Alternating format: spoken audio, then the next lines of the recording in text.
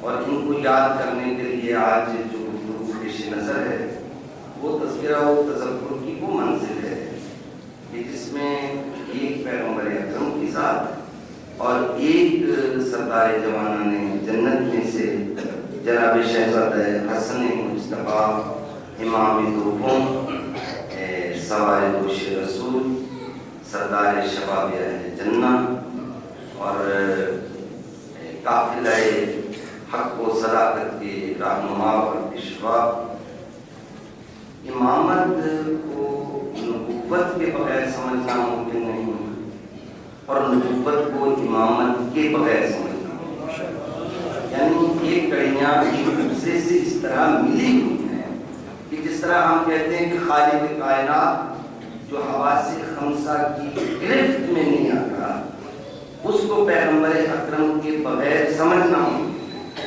یعنی نبوت ذریعہ ہے معرفت توحید، وہ حواس خمسہ کی گرفت میں جب آتا نہیں تو کوئی جو ہو جو مظہر جمال توحید وہ ہے جو لم یلد ولم یولد ہے، نہ اس نے کسی کو جنا نہ کسی نے اسے جنا، یہ اس کی تعریف ہے۔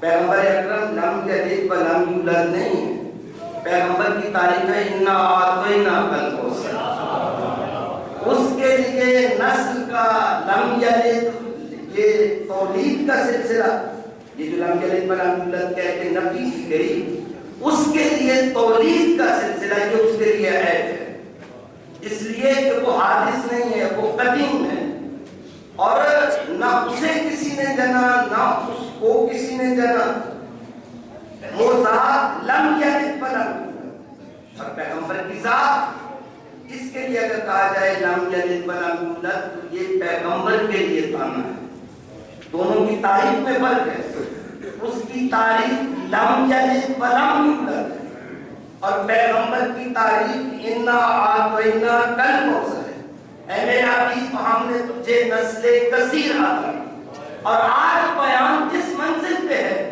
اس میں یہ ہے کہ کافر برتائے حیرت میں ہے کہ ہم کہہ رہے ہیں کہ یہ افضل ہے، خالق کائنات کہتا ہے ہم نے اسے نسل کثیر عطا کی ہے، خالق کائنات کہتا ہے صرف نسل کثیر نہیں عطا کی، وہ نسل بھی ہے اور نبوت کا روشن مستقبل بھی ہے، یعنی وہ صرف نسل ہی نہیں ہے بلکہ پیغمبر کے مشن کے بارے سے، اور جناب حسن مصطفیٰ انا اعطیناک الکوثر کی تفسیر بنا کر خالق کائنات نے یہ پیغمبر کو عطا کیا، اور ایک مرتبہ دنیا متوجہ ہوئی اور پھر حسن مصطفیٰ کو یہ تعارف ہے، امامت کا تعارف ہے، نسل کثیر کا تعارف ہے، پیغمبر کے روشن مستقبل کا تعارف ہے کہ دنیا دیکھ رہی ہے، کبھی ان کا تعارف قرآن کروا رہا ہے، کبھی لہجہ قرآنی میں پیغمبر اکرم تعارف کروا رہے ہیں، اس لیے کہ اگر قرآن تعارف کروا رہا ہے تو وہ زبان پیغمبر سے آتا ہو رہا ہے،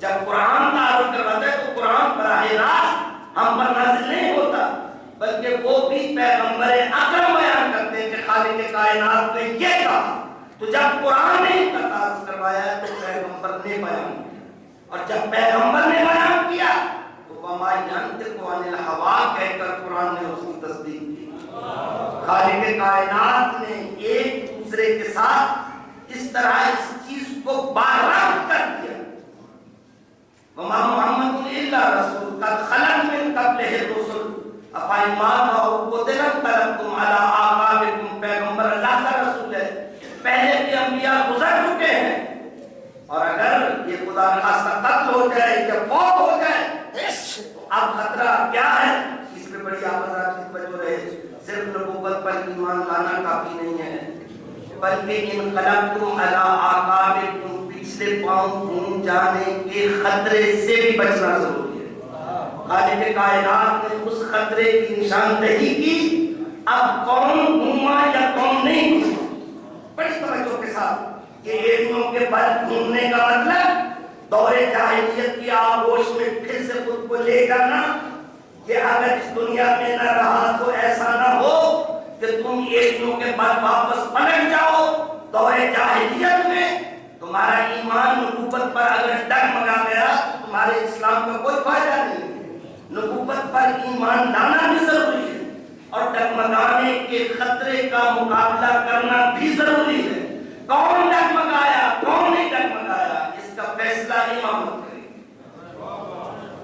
کون امامت کے ساتھ ہے کون امامت کے ساتھ نہیں ہے۔ الحسن والحسین امامان کاما او کالا، یاد رکھو حسن اور حسین دونوں امام ہیں، دونوں پیشوا ہیں۔ امام کا مطلب یعنی تم مامون بنو یہ امام بنے۔ ان کی امامت کا اعلان ہم کرتے ہیں، اپنے مامون بننے کا ان کے پیچھے چلنے کا فیصلہ تم کرو۔ کاما او کالا، یہ حدیث معمولی چیز نہیں ہے۔ پیغمبر اکرم نے جہاں پر ان کا مقام بیان کیا وہاں پر مستقبل بیان ہے، نبوت کی عظمت بیان ہوتی ہے۔ حدیث سے جہاں امامت کی عظمت بیان ہوتی ہے کہ یہ دونوں امام ہیں، وہاں پر نبوت کی عظمت بیان ہوتی ہے کہ نبوت مستقبل کی خبر ویسے ہی دے رہی ہے جیسے ماضی کی خبر دی جاتی ہے۔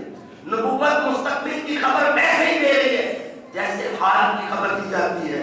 نبوت کے لیے ماضی و حال و استقبال کا فرق نہیں ہے۔ نبوت آنے والے مستقبل میں ان کے ابھرتے ہوئے اس کردار کو دیکھ رہی ہے جس میں امت مسلمہ کو ان کی رہبری کو قبول کرنا ہے۔ اور پھر اگر امت مسلمہ رہبری کو قبول نہیں کرتی تو پیغمبر نے اپنا فریضہ ادا کر دیا۔ یہ دونوں امام ہیں، کاما او کالا۔ اگر کوئی تلوار لے کر میدان میں آ جائے تو امام ہے، اور اگر کوئی گھر میں بیٹھ جائے تلوار رکھ کر تو پھر بھی امام ہے۔ کیا مطلب؟ یعنی تمہارے باطن جانچے جائیں گے، ان کی حیثیت میں فرق نہیں آئے گا۔ یہ کھڑے ہوں تو امام ہیں، بیٹھے ہوں تو امام ہیں۔ باطن کس کے جانچے جائیں گے؟ ان لوگوں کے جن کو پیروی کرنا ہے، جو ان کے ساتھ آ گیا۔ جس نے تخت اقتدار والے کو امام مانا وہ اور ہے، جس نے نبی کے مقرر کیے ہوئے اور پہچنوائے ہوئے کو امام مانا وہ اور ہے۔ لہذا مستقبل پیغمبر اکرم بتا رہے ہیں، پتہ چل جائے گا کون گھوم گیا ہے کون نہیں گھوما ہے، کس کا ایمان نبوت پر باقی مستمر ہے، جاری ہے، کون ہدایت کے چشمے سے متصل ہے اور کون ہے جو الٹے پاؤں گھوم گیا ہے۔ یہ جناب حسن مجتبیٰ کے کردار کو پیغمبر اکرم نے جو اس طرح بیان کیا، تو اب تاریخ نے بتایا کہ حضرت حسن مجتبیٰ کو وہ حالات سر پیش ہوئے جس کی وجہ سے آپ کو مقام صحابات میں سلو کر کے گھر میں بیٹھنا پڑا۔ تو آپ جب سلو کر کے گھر بیٹھ گئے تو کیا امام رہے یا نہیں رہے؟ بتایا جو تخت اقتدار پر بیٹھا کوئی امام نہیں ہے، یہ کھڑے ہیں وہ امام ہے، اور اگر گھر میں بیٹھ جائے مرضی الہی کا آئینہ حسن ہے۔ صلوات پڑھیں بابا سے پڑھیں۔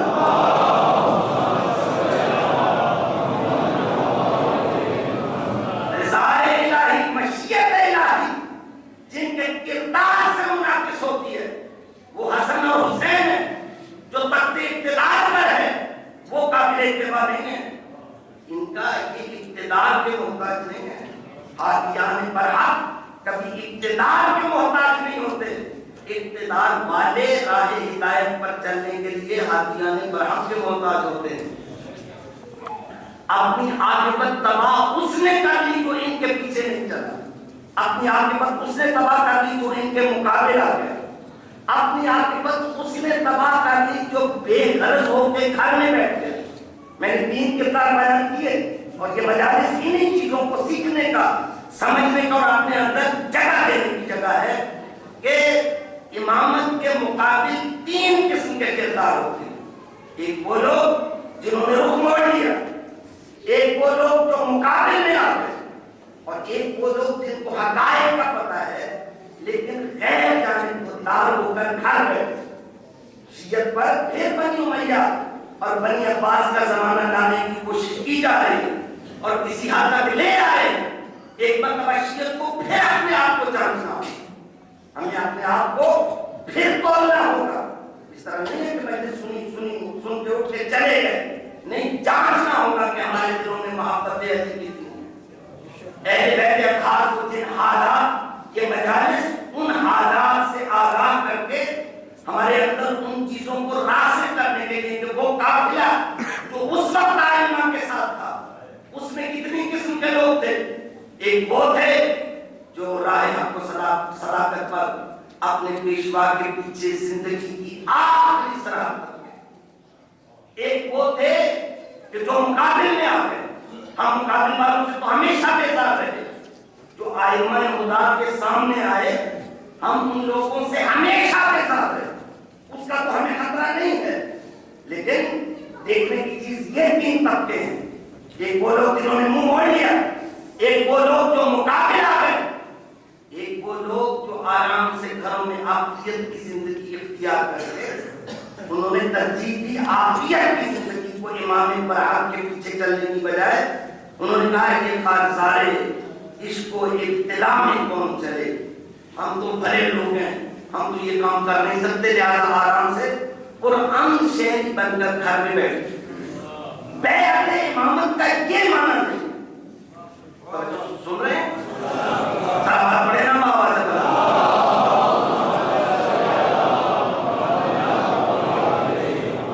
تاریخ تشیع سے وابستہ افراد یہاں پر مجھے محسوس ہو کہ قافلہ سماعت قافلہ بیان کے ساتھ چل رہا ہے. اور یہ روایتی مجالس نہیں ہوتی ہیں. مجالس وہ ہوتی ہیں جو انسان کو تاریخ کے ان مرحلوں میں لے جا کر امام برحق کے دامن کی پناہ میں لے کر انسان اپنی سانسیں محضر امامت میں محسوس کرے اور ان کی خوشبو کو جذب کرے. ہم نے تاریخ ایسے نہیں گزاری تعلق لوگوں کی طرح. ہم اس قافلے کے لوگ نہیں ہیں کہ جو آرام سے گھروں میں بیٹھ گئے اور امام برحق کو اپنی نصرت و حمایت سے محروم کر دیا. کوفہ میں خط لکھنے والے لوگ سارے مولا کو بلا فصل خلیفہ سمجھنے والے نہیں تھے.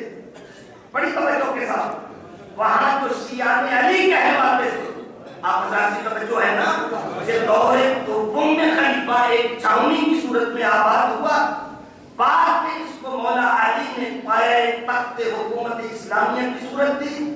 اور وہاں پر جو لوگ امیر شام کے مقابل تھے وہ مختلف قسم کے لوگ تھے, لیکن جو بھی ساتھ تھا اس وقت وہ شیعہ علی کہلواتا تھا, اور جو مقابل میں تھا وہ شیعہ امیر صاحب اپنے بابا سے بنا.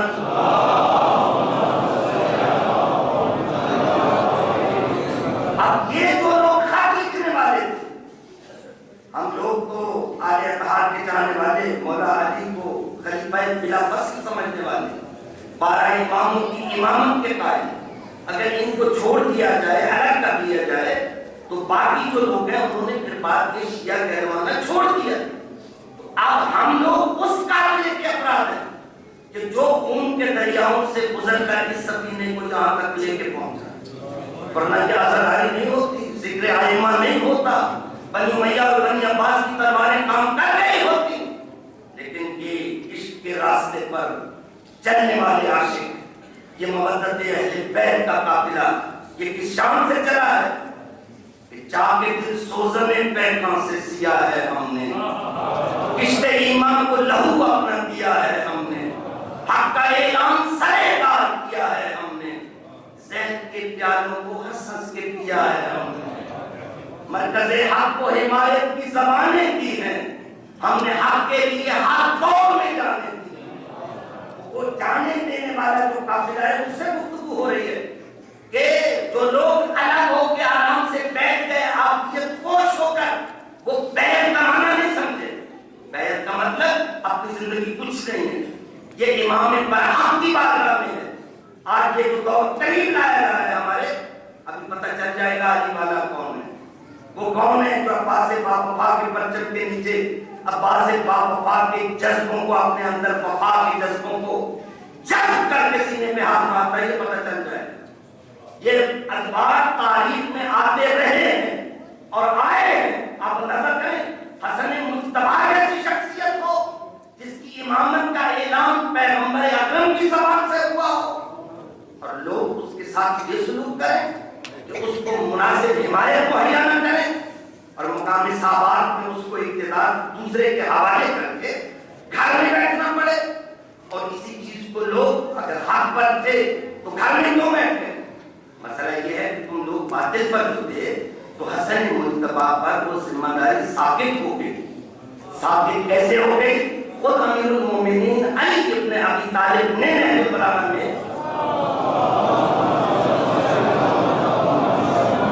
امامت کی مسجد کو سمجھنا چاہیے کہ لولا حضور الحاضر وقیام الحجت بوجود الناظر لألقیت حبلها على قاربها ولسقیت بکاسها اولها الى آخرها. صلوات پڑھیں بابا.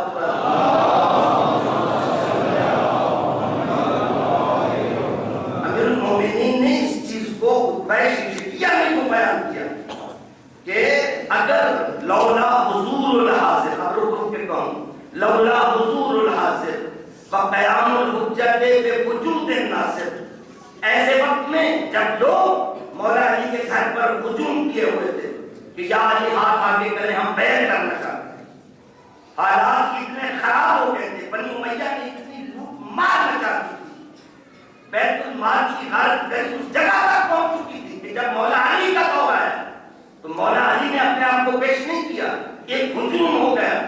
اور مولا وہاں پر کیا کہہ رہے تھے؟ مولا کہہ رہے تھے مجھے اب رہنے. اب حالات جہاں پر پہنچ گئے ہیں، اب ان کو درست کرنا کوئی آسان کام نہیں ہے. جو حالات جہاں پہ پہنچ رہے تھے، علی ابن ابی طالب ان حالات کے ناظر تھے، اور جب ناظر تھے تو کیا خاموش تھے؟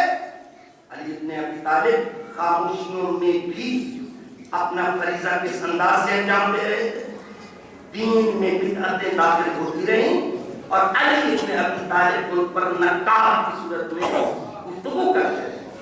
مولا علی شریعت کے مسائل کو قضاوت کے فیصلوں کے ذریعے سے کسی جگہ پر روک کر، کسی جگہ پر ٹوک کر، کسی جگہ پر بیان کر کے شریعت کے مسائل کو حل کرتے رہے.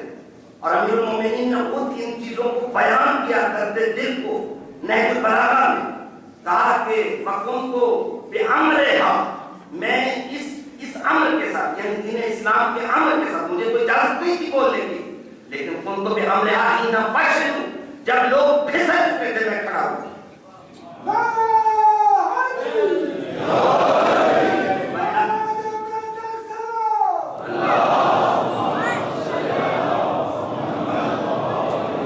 لوگ پھسل چکے تھے میں کھڑا ہوا تھا.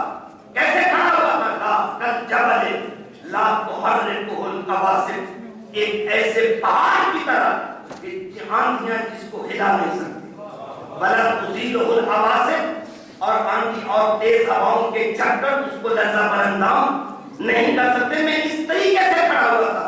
وَمَضَيْتُ بِنُورِ اللَّهِ، میں اللہ کے نور کی روشنی میں چل رہا تھا. أَخْفَضُهُمْ صَوْتًا، میں نے آواز دھیمی رکھی، اور جب آواز دھیمی رکھی تو میری آواز جب دہن امامت سے نکل رہی تھی، وہ آواز اور وہ جملے ادا ہو رہے تھے، کہا میری آواز رساتر تھی. اور میں نے کیا کیا؟ کہا میں نے اس طریقے سے رہنمائی کا فریضہ انجام دیا کہ لم یکن لأحد محبس، کسی ایک کے لیے بھی مجھ پر تنقید کی گنجائش نہیں. یعنی لوگ میرے کردار پر نگاہ رکھے ہوئے تھے کہ کسی جگہ تنقید کریں، لیکن کسی کو کوئی حرف گیری کا، کوئی نقطہ چینی کا موقع نہیں ملا.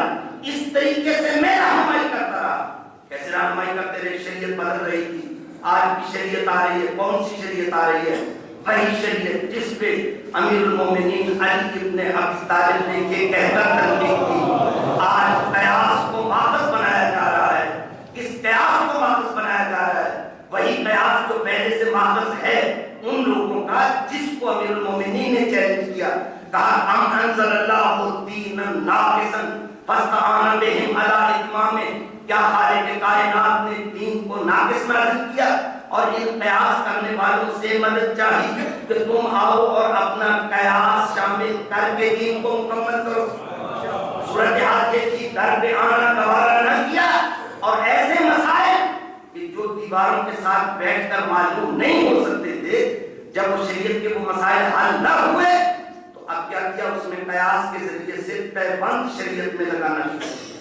ہم جو فقہ جعفری کے ماننے والے اس بات پر فخر کرتے ہیں، ہم جس شریعت پر عمل کرتے ہیں وہ قیاس کے ٹانکے لگا کے مکمل نہیں کی، وہ زبان عصمت سے بیان ہوئی.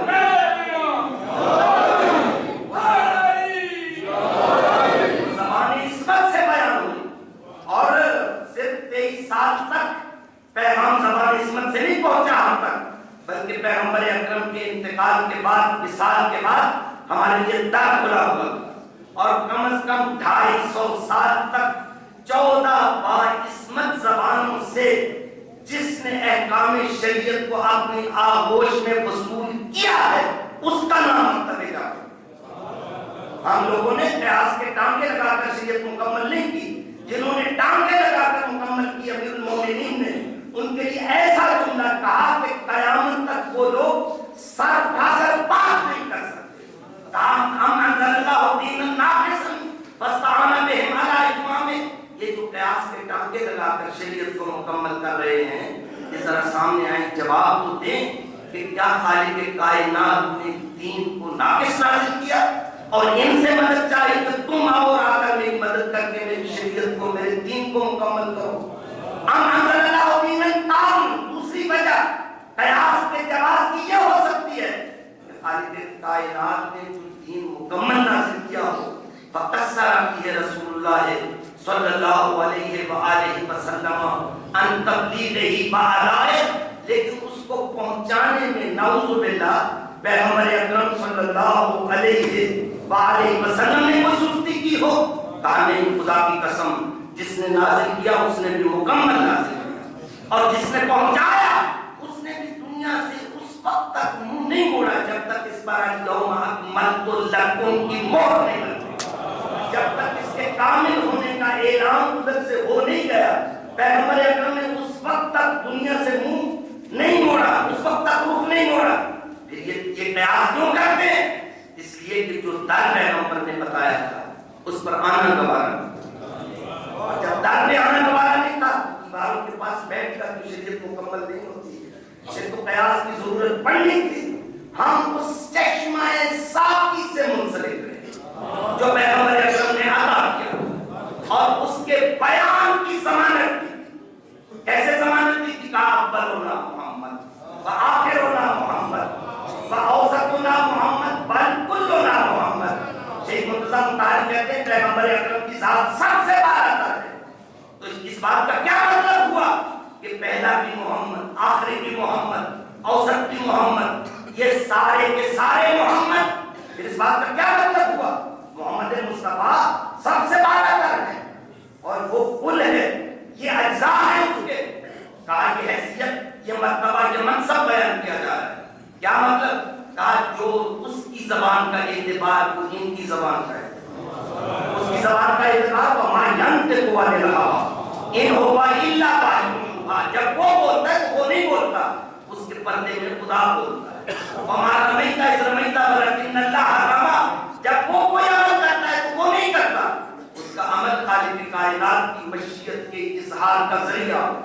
لقد کان لکم فی رسول اللہ اسوۃ حسنہ، اس کی ساری زندگی، اس کی ساری سیرت وہ اسوہ حسنہ ہے۔ اس میں کسی جگہ پر کوئی نقطہ ایسا نہیں ہے، کوئی ایسی جگہ نہیں ہے جس پر انگلی رکھی جا سکے کہ یہ شریعت کے مطابق نہیں ہے۔ اس کی شان یہ ہے کہ وہ قرآن ناطق ہے۔ قرآن صامت اور قرآن ناطق میں فرق کیا ہے؟ قرآن صامت کی خاموشی حجت نہیں ہے، اس لیے کہ یہ خاموشی رہتا ہے، اس کو کوئی سر پہ اٹھا لے، جھوٹی قسم کھا لے، آگے بڑھ کے ٹوکتا نہیں ہے۔ لیکن قرآن ناطق اس کے قول کی حجت، وہ بولے تو حجت، وہ عمل کرے تو حجت ہے، وہ خاموش رہے تو حجت، خاموش رہے تو حجت ہے۔ کیا مطلب؟ یعنی ہمارے فقہ میں یہ مسئلہ ہے کہ معصوم کی خاموشی حجت ہے۔ اگر کوئی شخص معصوم کے سامنے کوئی عمل انجام دے رہا ہو اور اگر معصوم خاموش رہے تو اس کا مطلب ہے کہ اس کا عمل صحیح ہے، اس لیے کہ اگر اس کا عمل صحیح نہ ہوتا تو معصوم اس کو ٹوک دیتا۔ تو معصوم خاموش ہو تو حجت ہے۔ کیا مطلب؟ یعنی معصوم وہ ہے جس کی خاموشی بھی بولتی ہے۔ قرآن کریم خاموش ہے، یہ ہمیشہ خاموش ہی رہتا ہے، اس کی خاموشی حجت نہیں ہے۔ تو ہمارے پاس ایک نہیں 14 آئین عصمت کے، جن میں رضا الہی کی تجلی، جس میں اس کی مشیت کی تجلیاں، ایک نہیں 14 عصمت کے آئین ایسے، ان کے ذریعے سے منتقل ہو کر جو فقہ آغوش بشریت میں پہنچی اس کو فقہ جعفری اور میں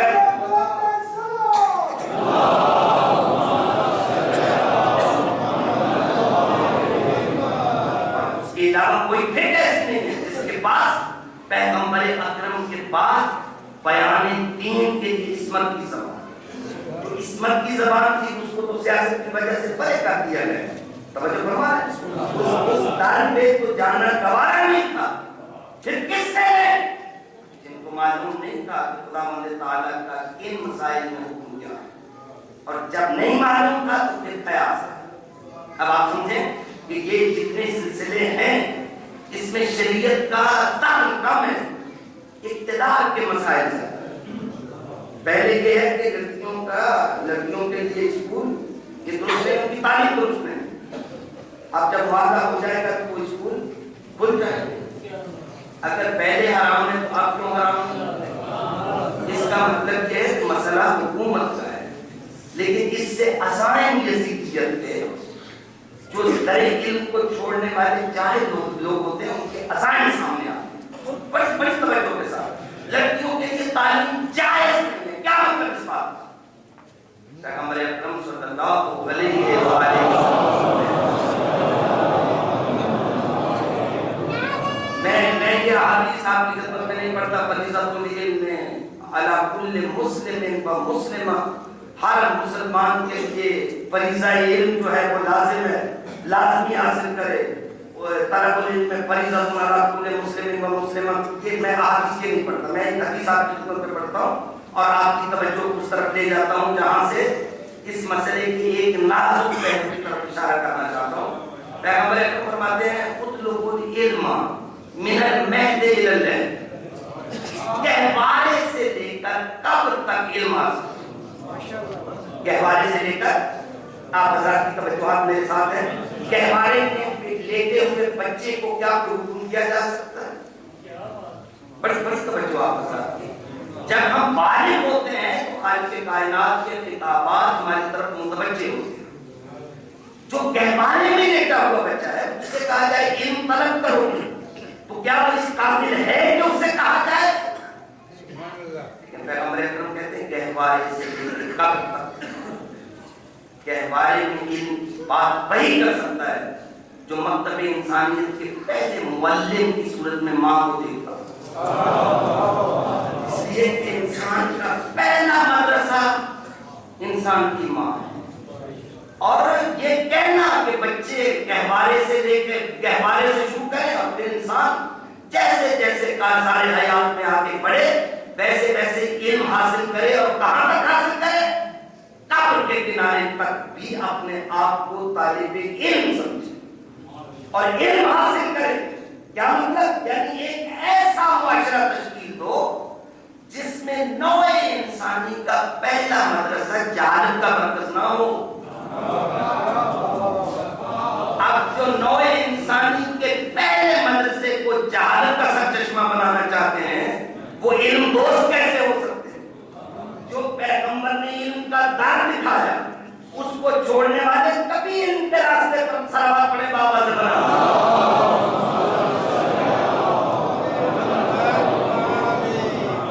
پیغمبر اکرم صلی اللہ علیہ وآلہ وسلم نے اس حدیث کے ذریعے سے اس مسئلے کو حل کر دیا، گہوارے سے علم کا شروع کرنا، اس کی بات وہی نبی اکرم جس کی پہلی وحی اقرا سے شروع، جو جب اس دنیا سے جاتا ہے تو دنیا کو علم کا در دکھا دیتا اور جہالت سے بچنے کا حکم دے کے جاتا ہے۔ وہ کہہ رہے ہیں نوع انسانیت گہوارے سے شروع کرے حاصل کرنا اور قبر تک حاصل کرے۔ اس کا مطلب یہ ہے کہ ماں تعلیم یافتہ ہوگی تو گہوارے سے علم شروع ہوگا۔ اب بچے کو حکم نہیں دیا جا رہا، معاشرے کو حکم دیا جا رہا، ایسا ماحول پیدا کرو جہاں گہوارے سے علم شروع ہو۔ اور ہم لوگ یہ مجلس عزائز کے گہوارے سے اہل بیت کی معرفت کا سفر شروع کر دیا، تاریخ کے ان دقیق مسائل کو انسان یہاں پر آ کر ابھی سن شعور میں قدم نہیں رکھتا تو اس کے سامنے علم اور جہل الگ الگ ہونا شروع ہوتے ہیں، اس کے سامنے حق و باطل کی تمیز کے معیارات قائم کر دیے جاتے ہیں۔ یہی وجہ ہے کہ ہمارے خلاف جو الزامات کی زبان ہے، یہ لوگ بخدا انہیں دیانت ہوتی تو کبھی تاریخ میں ہمارے اوپر اتنے شرمناک الزامات عائد نہ کرتے، ہمارے اوپر اتنے الزامات عائد کیے گئے کہ لوگ ان کے قریب نہیں جائیں۔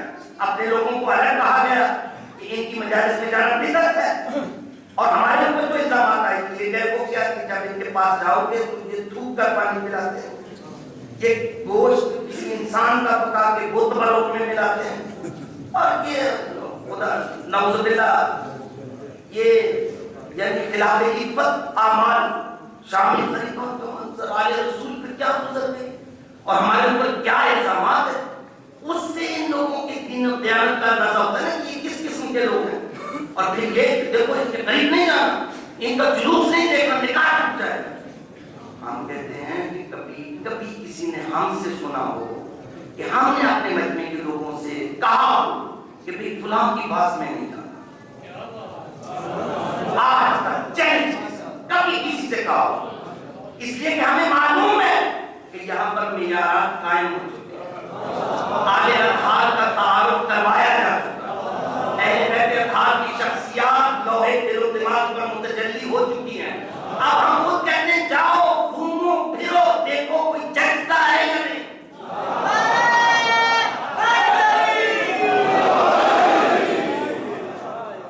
کوئی ججے تو ہمیں کیا اعتراض ہے؟ انسان کے ذہن کو تو بند نہیں کیا جا سکتا، انسان کی عقل پر تو پہرا نہیں بٹھایا جا سکتا، انسان کو آزاد رہنے دو، اس کے ذہن کو پنجرے میں بند نہ کرو اور فتووں کی پٹی اس کی آنکھوں پہ باندھ کر اس کو اندھا نہ کرو۔ یہ پیکرے عزائے حسین پر جتنے فتوے یہ بات کرتے ہیں، یہ فتوے لگانے والے تاریخ میں بے آبرو کیوں ہو جاتے ہیں؟ یہ اہل بیت اطہار کی عزت و عظمت کا معجزہ ہے کہ پیکرے عزائے حسین پر فتوے پڑے اور اس کو شکایت کرنے کی بجائے وہ مفتیان دین مبین بے آبرو ہو گئے۔ جو بات پیکرے عزائے حسین پہ ہوتے ہیں وہ اکثر اچت کیوں جاتے ہیں، اور پھر ان کے نتائج فتوے دینے والوں کی طرف پلٹ کیوں جاتے ہیں، اور اگر کبھی بات کارگر ہو ہم دیکھتے ہیں اگر بات اچٹ نہیں جاتے تو نتیجے الٹ جاتے ہیں۔ یہ اہل بیت اطہار کی عزت و عظمت اس بات کی گواہ ہے کہ پامال کرنے والے لشکروں کو تاریخ نے پامال کر دیا۔ اہل بیت اطہار کے جانے والے آج بھی سربلند و سرفراز ہیں، مظلوم ضرور رہے ہیں، لیکن تاریخ اپنی تاریخ سے شرمندہ نہیں ہوتے۔ کیوں شرمندہ نہیں ہوتے؟ کہ کبھی ظلم اور جہالت کی چوکھٹ پر اپنے سر کو چھپایا، امام برحق کے ساتھ رہے جن کا تعارف پیغمبر اکرم نے کروایا، جن کا وما ینطق عن الہوی ان ہوا الا وحی یوحی کی زبان، ترجمان وحی، ترجمان مشیت زبان، اس سے جن کا تعارف کروایا گیا تھا، ہم ہمیشہ اس کے پیچھے لوگوں نے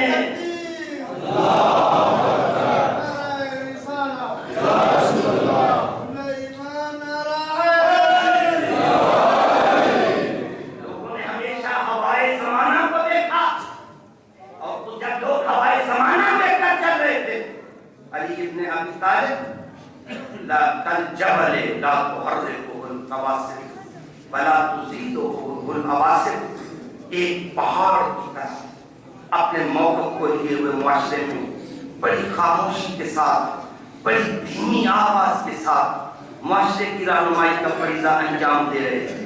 علی ابن ابی طالب کی طرف نگاہیں اٹھتی تھیں، چاہتے تھے کہ امامت میں کوئی عیب تلاش کیا جائے۔ لم یکن لأحد فی محمد، کہتے ہیں کسی کو میرے اندر کوئی عیب نظر نہ آیا، اور کسی کو میرے لیے کوئی نکتہ چینی حد گیری کی گنجائش میرے بارے میں کسی کو مل نہ سکی۔ میں اپنے فریضے کو انجام دیتا رہا۔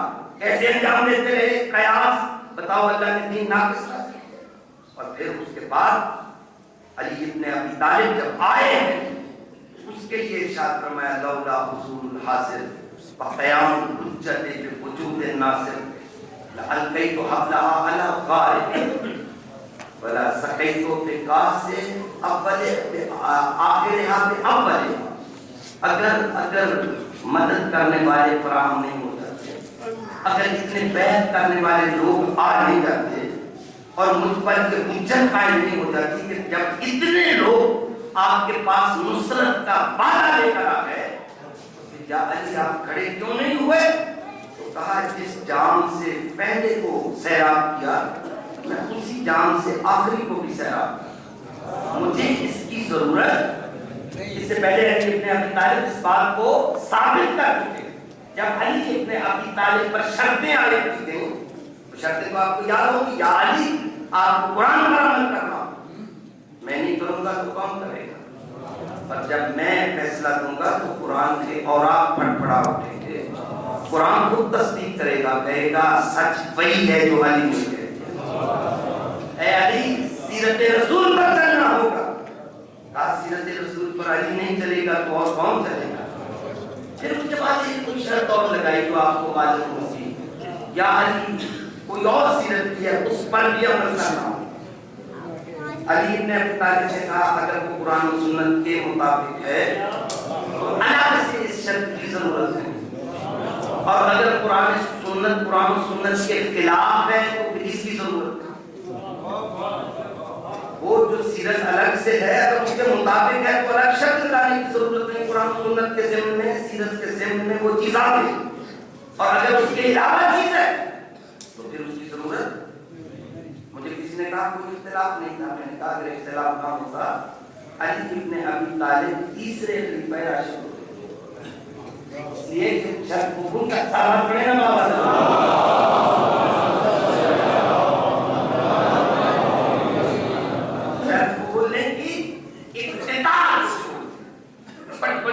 یہاں پہ آپ بتانا چاہتا ہوں یہ شرط کیا تھی کہ دوسرے لفظوں میں ایک بیعت، یعنی اس کا اقرار کہ امامت کے لیے ایک بیعت کی مانند ہے۔ بیعت تو زندہ آدمی کی ہوتی ہے نا، میں بیعت نہیں کہہ رہا، میں بیعت کی مانند کہہ رہا ہوں۔ علی ابن ابی طالب امام کو ہوتا ہے جو بیعت کی مانند کو بھی قبول نہیں کرتا۔ بیعت کو کیا؟ بیعت کی مانند کو بھی، نعوذ باللہ اگر حسین بیعت کرتے تو رعایا بن کے رہتے، اگر حسین بیعت کرتے نعوذ باللہ تو حاکم وقت کی رعایا بن کے رہتے، اگر علی یہ اقرار کر لیتے تو خود اقتدار پہ ہوتے۔ امام وہ ہے جو بیعت نہیں بیعت کی مانند ہو، مانند کو بھی قبول کر کے رعایا بننا تو کجا اقتدار کو بھی قبول نہیں کرتا۔ بڑے بابا سے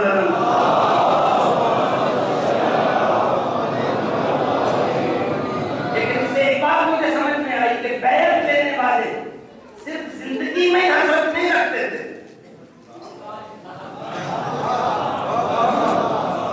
بلکہ ان کی نسلیں ان کے مرنے کے بعد بھی ملوکیت کی بیعت کی آرزو رکھتے ہیں، ملوکیت کو مر کے بھی امامت کی بیعت کی آرزو، اور امام اس کی قیمت دینے کے لیے تیار ہے۔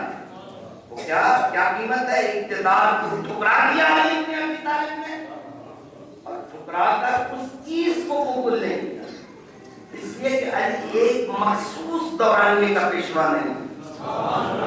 علی ابن ابی طالب روز قیامت تک راہ حق و صداقت پر اقدار و اصول کے جو پرچم بلند ہیں ان پرچموں کے آگے نگاہ کرو تو پیشوا علی، لہذا علی ابن ابی طالب یہ کام نہیں کر سکتا، اور علی ابن ابی طالب وہ فریضہ انجام دے رہا ہے۔ ایک مرتبہ اظہار کر رہے ہیں میرا حق مجھ سے چھین لیا، اور پھر جب پیش کیا جاتا ہے اس چیز کو شرط کے ساتھ، علی اس حق کو لینے کے لیے تیار نہیں ہوتے، اس لیے کہ اب حق جو ہے وہ پیچھے رہ جائے، ناحق کی آمیزش اس کو مسئلہ بنا کے آگے بڑھایا جائے، ملوکیت کی قبر میں بھی آرزو امامت پوری نہیں ہونے دے گی، علی گھر میں بیٹھا رہے، بڑی بڑی وجہوں کے ساتھ ایک جملہ سنیے گا، اور اس کے بعد جب علی نے قبول کیا اب اقتدار کے لیے قبول نہیں کیا، بلکہ اب کہا کہ اب مجھ پر حجت تمام ہوگی۔ لولا حضور الحاضر، اس جملے پہ توجہ رہے، اگر یہ حاضرین موجود نہ ہوتے جو کہہ رہے کہ یا علی ہم آپ کے ساتھ ہیں، بقیام الحجت بوجود الناصر لعلقیت حبلها علی غاربها، تو میں خلافت کی یہ مہار اس کی کوہان پر، سنتری کی کوہان پر ڈال دیتا. یہ مجھ پر اگر اس طریقے سے ان کے آنے سے اگر حجت تمام نہ ہو گئی، اگر آج قبول نہ کروں تو تاریخ پلٹ کے الزام دے گی کہ جب لوگ آئے تھے، جب لوگ نصرت کا وعدہ کر رہے تھے، جب لوگ بیعت کر رہے تھے، پھر علی کیوں نہیں اٹھے؟ اس کا مطلب ہے کہ جب اتنے مدد کرنے والے ہوں تو امامت پر حجت تمام ہو جائے. آپ سمجھیں کہ حسن مجتبیٰ پیچھے کیوں ہٹے؟ اس لیے کہ مدد کرنے والے ہی موجود نہیں تھے. تاریخ نے کہا مقام صحابات میں حسن مجتبیٰ ہے اور لشکر اور قبائل کے سردار راتوں کو اٹھ کے ادھر میٹنگ کر رہے ہیں امیر شام کے ساتھ، وعدے کر رہے ہیں، تھیلیاں وصول کر رہے ہیں اور اس کو لکھ کے دے چکے ہیں کہ کیوں ہی ہنگامی جنگ ہوگا، ایک مرتبہ مالدہ کارزار برپا ہونے دو، کیوں ہی جنگ کا ہنگام ہوگا، ہم لوگ اپنے ہاتھوں سے حسن مجتبیٰ کو گرفتار کر کے تمہارے حوالے کریں. ایسے عالم میں حسن مجتبیٰ کیا کرے؟ بڑی توجہ کے ساتھ، جب حسن مجتبیٰ نے زمامی اقتدار اپنے ہاتھ میں لی، اب یا تو حسن مجتبیٰ کے پاس دو تین صورتیں ہیں، یا تو یہ ہے کہ لوگوں کو ترغیب کے ذریعے سے تھیلیاں دے کر اپنے ساتھ ملائیں. اگر حسن یہ کام کرے تو حسن میں اور ان میں فرق کیا رہ جائے؟ پھر شامی سیاسی ہے اور آل ازہر کی سیاست میں کیا فرق رہ جائے؟ حسن مجتبیٰ یہ کام نہیں کر سکتے. حسن مجتبیٰ وہ سیاسی چال بازیاں جن میں جھوٹ کی آمیزش ہو وہ کام نہیں کر سکتے. اب حسن مجتبیٰ کے پاس دو راستے ہیں. ایک راستہ یہ ہے کہ میدان جنگ میں کود کر اپنی جان پیش کر، اور ایک راستہ وہ ہے جس کو حسن مجتبیٰ نے اختیار کہ کچھ شرائط پر سلو کر کے حسن مجتبیٰ گھر میں بیٹھ سکتے.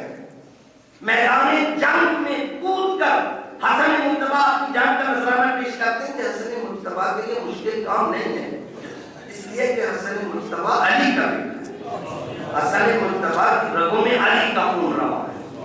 حسن مجتبیٰ کے لیے میدان جنگ میں کودنا کوئی مسئلہ ہی نہیں، شہید ہونا بھی کوئی مسئلہ نہیں. لیکن اگر حسن مجتبیٰ میدان جنگ میں کود کر شہید ہو جائے، کیونکہ ان حالات میں کامیابی، میدان جنگ کی کامیابی میسر نہیں آ سکتی ہے، اب اگر شہید ہو جاتے ہیں تو اقتدار بنی امیہ کے ہاتھ میں.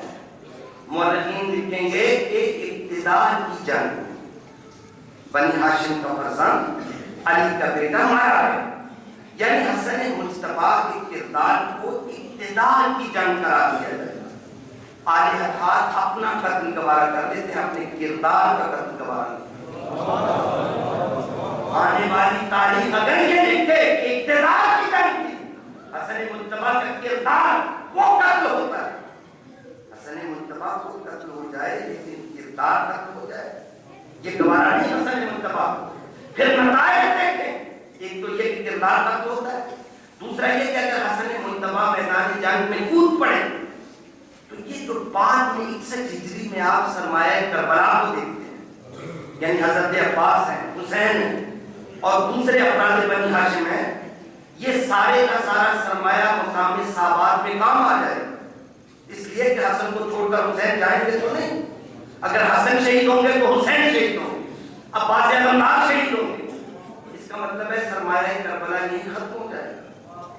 تو حسن مجتبیٰ یہ کربلا جو موجود ہے یہ حسن مجتبیٰ کے اس اقدام کی وجہ سے موجود ہے. اس قافلہ حق و صداقت کو 61 ہجری روز عاشور تک لے گیا حسن مجتبیٰ. اور شرائط طے کی، کیا شرائط طے کی؟ شرائط یہ طے کی کہ جہاں جہاں ہمارے جانے والے ہیں ان کے لیے امن ہوگا. ان شرائط پر عمل نہیں ہوا متاسفانہ، لیکن ان شرائط کی وجہ سے جو کھل کر قتل عام کرنا چاہتے تھے وہ بھی نہیں ہوا. کہا ہمارے دروازے پر آنے والے لوگوں کو ہراساں نہیں کیا جائے، اس لیے کہ ہمارا دروازہ بیان دین کا دروازہ، لوگ اسلام اور دین سمجھنے کے لیے ہمارے دروازے کا رخ کرتے ہیں. تو اس سے کیا کیا کہ لوگوں کی تعلیم و تربیت کے لیے حسن مجتبیٰ نے وہ مرکز قائم رکھا. ایک قافلہ حق و صداقت کی تربیت ہو، تاریخ سابات سے گزر کر پہنچے کربلا، تاریخ 40 ہجری سے چل کر پہنچے 61 ہجری پر، اور کم از کم اگر وہ کم لوگ بھی ہوں 72 بھی ہوں، ایسے تو تربیت ہو جائے کہ رات کے پردے میں اٹھ کے جانا تو درکنار، اگر میرے کاروان چراغ بجھا بھی دے تو کوئی نہ، اگر کوئی آئے تو ادھر سے آئے۔ حسن مجتبیٰ نے، اور پھر حسن کے آگے کربلا کیا میرے کاروان حسین، امامت ایک دوسرے کے اقدامات کی تفہیم کا ذریعہ ہے۔ جس چیز کو لوگ سابات میں نہیں سمجھے، عصر عاشور میں اس کو سمجھائیں گے حسین، اور عصر عاشور کو جو لوگ نہیں سمجھ سکے آگے بڑھ کر ان کو سمجھائے حسین۔ یہ کاروان جو حسن کی خاموشی کا مدعا سمجھے نہ تھے، جو حسن کی خاموشی کا مدعا سمجھے نہ تھے، ان کے سمجھانے کو آخر دور تک آئے حسین۔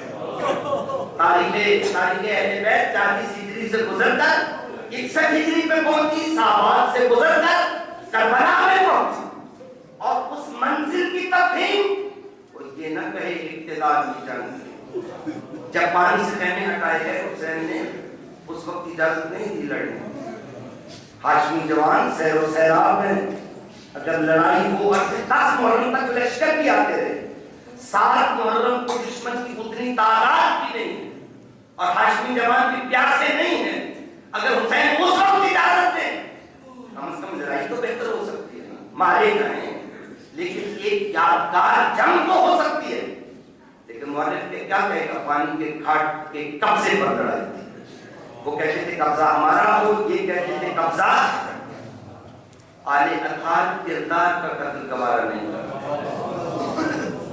اور پھر حسین، یہ تو مورخین اس بات تک پہنچے اور مورخین نے اس بات کو سمجھا، حسین کو لوگ مدینہ سے نہیں نکلنے دینا چاہتے، حسین ایک دم سے نکلے اور مکہ پہنچے، پھر مکہ سے نہیں نکلنے دینا چاہتے، قاتل آ گئے حاجیوں کے لباس میں، حسین مکہ سے نکلے، اور مکہ سے باہر جا کر سعید ابن عاص نے مزاحمت کی ایک فوج کے دستے کے ساتھ کہ حسین نہ جائے وہاں سے، اور بنی ہاشم کے ساتھ تھوڑا ٹکراؤ بھی ہوا، یہ تاریخ ہے۔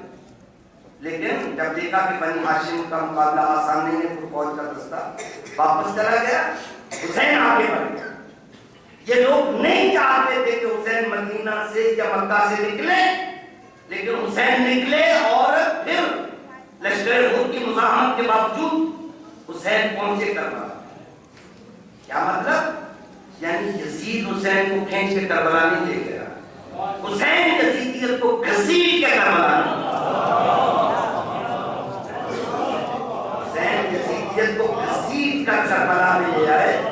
اب جو کچھ ہوگا، یہ دیکھیں نا، حسن مجتبیٰ کو زہر دیا گیا، وہ اقدام چھپا دیا گیا، پتہ نہیں کس نے دیا، پتہ نہیں کس نے بھیجا، وہ زہر شام سے پتہ نہیں کس کو معلوم کیا۔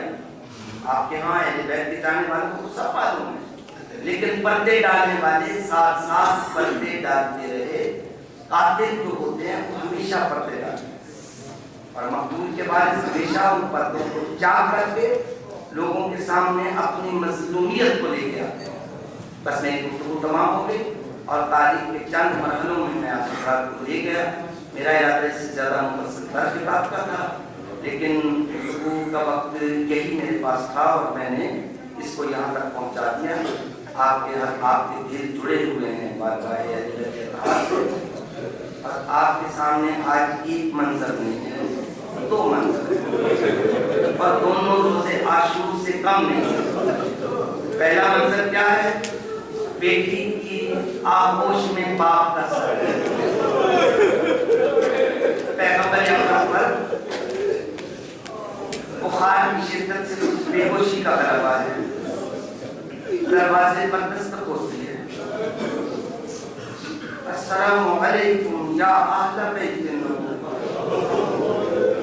ابھی پیغمبر موجود ہے، ابھی جو بھی آئے وہ دروازے پہ آ کے پہلے سلام کرتا ہے، پھر آیت تطہیر کی تلاوت کرتا ہے، پیغمبر کے بعد یہ رسم بدل جائے گی،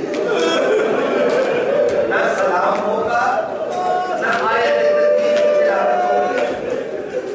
بی بی نے ایک مرتبہ لرزاں آواز میں جواب سلام دینے کے بعد پوچھا کون ہے؟ آواز دی میں ایک سائل ہوں، میں آقا سے کوئی مسئلہ پوچھنا چاہتا ہوں۔ کہا اے سائل ابھی واپس چلا جا، میرے بابا کی طبیعت ٹھیک نہیں ہے۔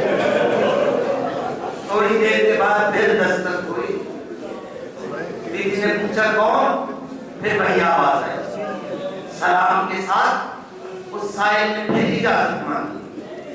بی بی نے کہا اے سائل میں نے تجھ سے کہا ہے میرے بابا کی طبیعت ٹھیک نہیں ہے، ابھی میرے بابا تجھ سے نہیں لے سکتے، واپس چلا جا۔ تھوڑی دیر کے بعد جب تیسری مرتبہ دستک ہوئی، پیغمبر اکرم نے آنکھیں کھول دیں، بیٹی کیا بات ہے؟ بابا بار بار وہ شخص آتا ہے سنتا ہی نہیں، میں نے اسے کہہ دیا ہے میرے بابا کی طبیعت ٹھیک نہیں ہے، ابھی واپس چلے جاؤ، پھر کبھی آنا، پھر آ جاتا ہے۔ صاحب فاطمہ یہ کسی سے اجازت نہیں لیتا، فاطمہ یہ تیرا دروازہ ہے، فاطمہ یہ تیرے دروازے کا انتظام ہے، یہ کسی سے اجازت نہیں لیتا، یہ مجھے لقاء الہی کی دعوت دینے کے لیے اسرائیل ملک الموت دروازے میں کھڑا تجھ سے اجازت مانگ رہا ہے، کوئی اجازت دے۔ آج کا دن وہ یتیمان پیغمبر حسن اور حسین خاک پر لوٹ رہے ہیں، بیوی کی آواز جو ابھرتی ہے، دل خراش آواز جگر کو چاک کرتی ہے۔ آج تک اس دروازے تک انتظام موجود ہے۔ آج اہل بیت پیغمبر کی کیا حالت ہے؟ میں عرض کروں گا کچھ تاریخ کا دور گزرنے کے بعد، میرے پاس اتنے وقت ہے میں یہی دو چار جملے کہوں گا۔ تاریخ کا کچھ دور گزرنے کے بعد اہل بیت اطہار کے لیے آج کے زخم پھر تازہ ہونے لگے۔ ایک مرتبہ مدینے میں یہ صدا ہوئی، حسن مجتبیٰ کو کسی نے زہر دے دیا۔ سب سے پہلے جو حسن مجتبیٰ کے پاس شخصیت پہنچی ہے وہ حسین ہے۔ سینے سے لگا کے کہا لقد سقیت السم مرارا، اے حسین مجھے زہر تو کئی مرتبہ دیا گیا ہے، لیکن جو زہر آج دیا گیا ہے نا، من القبر، اے حسین میرے جگر کے ٹکڑے باہر آ رہے ہیں، میرے جگر ٹکڑے ٹکڑے ہو رہا ہے۔ خانوادہ بنی ہاشم میں خبر پھیلی، ایک مرتبہ بہنیں پہنچ گئی حسن مجتبیٰ کے پاس، سارے خاندان بنی ہاشم کے افراد پہنچ گئے حسن مجتبیٰ کے پاس، اور حسن مجتبیٰ کی حالت کیا ہے؟ سامنے ایک تشت رکھ دیا ہے، اس میں جگر کے ٹکڑے کٹ کٹ کے آنے لگے، اور نانا کی رحلت کا دن ایک مرتبہ پھر کیسے یاد آنے لگا بیویوں کو۔ آج ہی کے دن نانا گئے تھے اس دنیا سے اور ہمیں بے آسرا چھوڑ گئے تھے، آج حسن مجتبیٰ جا رہے زہر سے شہید ہو کر۔ یہ خبر مدینے میں گلی کوچوں میں عام ہوئی۔ راوی کہتا ہے جب میں نے سنا میرے سردار کو زہر دے دیا گیا، میں دوڑتا ہوا حسن مجتبیٰ کے دروازے پر پہنچا، میں نے دستک دی۔ افراد بنی ہاشم نے پوچھا کون ہے؟ میں نے کہا میں اپنے سردار کی زیارت کرنا چاہتا ہوں۔ مجھے بتایا گیا حسن مجتبیٰ کو زہر میں دے دیا گیا ہے، ان کے جگر کے ٹکڑے کٹ کٹ کے باہر آ رہے ہیں، اس وقت ان سے ملاقات ممکن نہیں۔ سائل کہتا ہے میں نے ہاتھ باندھ دیے، میں نے کہا میں صرف ایک نظر دیکھنا چاہتا ہوں۔ آگے سے کہا گیا اس کے پاس اس کی بہنیں ہیں، اس کے پاس اہل حرم ہے، اس وقت اس کے پاس جانا ممکن نہیں ہے۔ سائل کہتا ہے میں نے کہا ایک لمحے کے لیے، تھوڑی دیر کے لیے پردہ کروایا جائے، میں زیادہ دیر نہیں رکوں گا، میں صرف اپنے سردار کے چہرے کو دیکھنا چاہتا ہوں، میرا دل اپنی جگہ پر نہیں ہے، میں زیارت کیے بغیر جا نہیں سکتا۔ اس کے اصرار پر جب پردہ کروایا گیا، اس کے بعد راوی کہتے ہیں جب میں حسن مجتبیٰ کے پاس پہنچا تو حسین جو بیویوں کی وجہ سے اپنے آپ کو سخت کیے ہوئے تھے، سب کے بدن گئے، اور حسین نے آگے بڑھ کے حسن کو سینے سے لگایا اور لگا کے کہا کہ کہتے ہیں جس کا مال اٹھ جائے حریف من اصیب بمالہ ولکن من وارا اخاہ قریب، کہا جس کا مال لٹ جائے وہ تو میری طرح مظلوم نہیں ہوتا، مظلوم تو میں حسین ہوں جس کا حسن مجتبیٰ جیسا بھائی دنیا سے ڈرا رہا، لٹ تو میں حسین گیا۔ ادھر حسن مجتبیٰ کی پتہ اسماعیل سے جملے ٹکرائے، حسن مجتبیٰ نے آنکھیں کھول دی۔ راوی کہتا ہے لگن میں جگر کے ٹکڑے پڑے ہوئے ہیں، حسن مجتبیٰ کے ٹکڑے کٹ کٹ کے باہر آ رہے، ادھر یہ اسماعیل سے الفاظ ٹکرائے، آنکھیں کھول دی اور خود اپنے ہاتھ آگے بڑھائے، کہا حسین مجھے سینے سے لگا، اور وہی بات ایک مرتبہ پھر کہے جو ابھی تو نے کہی ہے۔ حسین نے پھر سینے سے لگایا، لیسا حریف من اصیب بمالہ، لٹ گیا اس کو تو نہیں کہتے جس کا مال لٹ جائے، لٹ تو میں حسین گیا جس کا حسن مجتبیٰ جیسا بھائی اس کے ہاتھوں سے زیر خاک جا رہا ہے۔ ابھی تھوڑی دیر بعد حسین حسن کی قبر بنائے گا، ابھی تھوڑی دیر بعد حسن کو لہد میں اتارے گا، لٹ تو میں حسین گیا۔ حسن نے کہا ایک مرتبہ حسین پھر مجھے گلے سے لگا، اور اب میری بات سن۔ حسین نے پھر گلے سے لگایا، کہا حسین اب میرا جملہ سن، لا یوم کا یوم کا یا ابا عبداللہ، اے حسین میرے مسائل کو جا، اے حسین میرے مسائل کو جا، اے حسین میں پانی مانگتا ہوں، مجھے پانی کو دینے والے موجود ہیں، میں تڑپتا ہوں، مجھے سنبھالنے کے لیے تیرے جیسا بھائی میں موجود ہے، میں تڑپتا ہوں، مجھے سنبھالنے کے لیے تیرے میں موجود ہے، لیکن اے حسین جب تو سینے برستا کر جب لگائے گا تجھے کوئی سنبھالنے والا نہیں ہوگا، اے حسین جب تو پانی مانگے گا تجھے کوئی پانی نہیں دے گا۔ میں قربان جاؤں پانی مانگ کے آواز آتی ہے میرا سلام ہو اس جد بزرگوار پر جس کا جنازہ تیروں نے اٹھایا۔ جوانان جنت کے دو سردار دونوں کا مقدر عجیب ہے، ایک کے جنازے میں تیروں کو اٹھایا، ایک کے جنازے کو تیروں نے اٹھایا۔ جنازہ گھر میں تیار ہوا، حسن مجتبیٰ کو غسل دیا گیا، حسن مجتبیٰ کو کفن دیا گیا، جب وارث موجود ہو غسل بھی دیا جاتا ہے، جب وارث موجود ہو کفن بھی دیا جاتا ہے، اور وہ کافور جو جنت سے آیا تھا اور پیغمبر اکرم نے عطا کیا تھا وہ کافور بھی لگایا گیا، جنازہ تیار ہوا، ادھر جنازہ گھر سے چلا، ادھر شاید کچھ لوگ استقبال کے لیے کھڑے ہیں، جنازہ گھر سے نکلا، تاریخ کہتی ہے کمانیں کڑکی، تیر رہا ہوئے اور حسن مجتبیٰ کے جنازے پر تیر لگنے شروع ہوئے، زہر سے جگر کا ٹکڑے ہونا پہلی شہادت، اور اس کے بعد جنازہ تیروں سے چھلنی ہوا، کفن چاک ہوا، یہ حسن مجتبیٰ کی دوسری شہادت۔ جوانان بنی ہاشم قید میں ہے، حسین آگے بڑھے، عباس کو سنبھالا، محمد حنفیہ کو سنبھالا، دوسرے جوانان بنی ہاشم کو سنبھالا، لوگوں سے خطاب کیا دیکھو جہاں تم روکنا چاہتے ہو نا دفن کرنے سے، ہم یہاں دفن نہیں کریں گے، ہم اس کو لے جائیں گے اس کی ماں کے پہلو میں، ہم صرف پیغمبر اکرم کے سلام کے لیے بارگاہ نبوت میں لا رہے ہیں، سوارے گوش رسول حسن مجتبیٰ اپنے نانا کے پاس آنا چاہتا ہے سلام کے لیے، وصیت بھی یہی ہے، ہم جنازہ واپس لے جائیں گے، مزاحمت نہ کرو، لیکن آگے سے تیر آتے رہے۔ جوانان بنی ہاشم نے حسین کی گرد ہلکا کیا، اس لیے کہ ایسا نہ ہو کہ یہ تیر اب حسین کو لگے اور دوسرے امام کی زندگی کی اسی وقت تمام ہو جائے۔